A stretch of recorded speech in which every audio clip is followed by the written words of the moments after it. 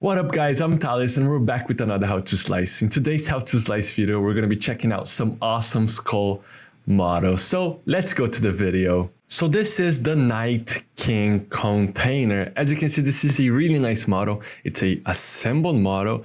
So we got the skull right here that attaches to the front and we got the crown. So this looks really nice and you can use this as a container. So over here under the skull, you can hide and leave some candies or anything you may like. So in this video, we're going to be checking out the best print settings to print this model.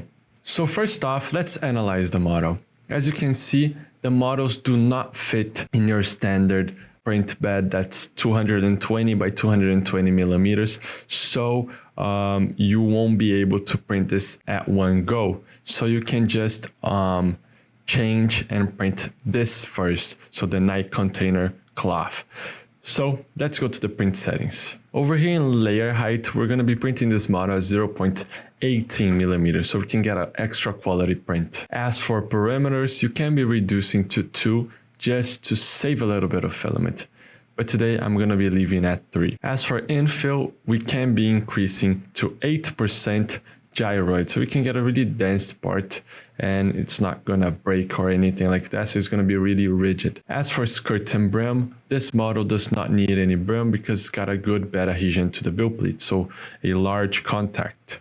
So brim type, we do not need to select. As for support, this model is optimized for printing, so it does not need any supports to print. And for speed, you can be leaving at your standard print speed. So this is quite nice. Okay, so let's just slice to take a look. So as you can see, I have slice gonna take 1 day, 10 hours to print on the standard Ender 3v3 SE. As you can see, it looks really nice all the way through.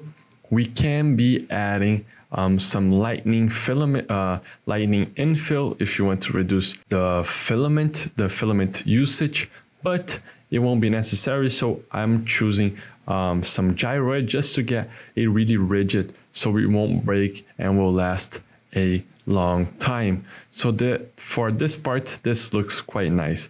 We're gonna have details on the cloth, and it's gonna become a really rigid model.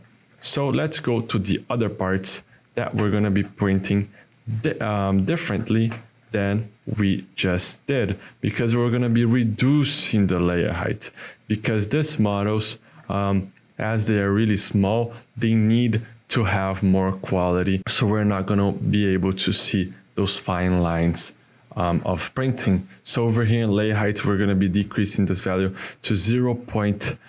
Around, you could go 0.14, but it's going to take a lot of time. So if you want, please do so. But I'm going to be selecting 0.15 millimeters or 16 millimeters. So today I'm going to be leaving at 0.16 millimeters.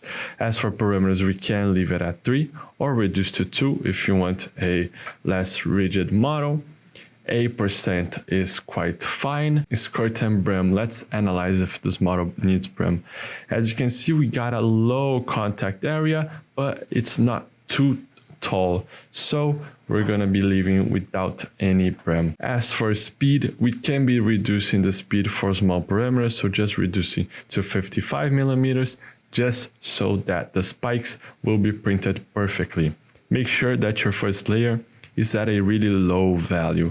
This will make sure that your printer is going to print really slowly and get all the details. And as you can see, the first layer is the most important layer. So this is quite important to have a really low value.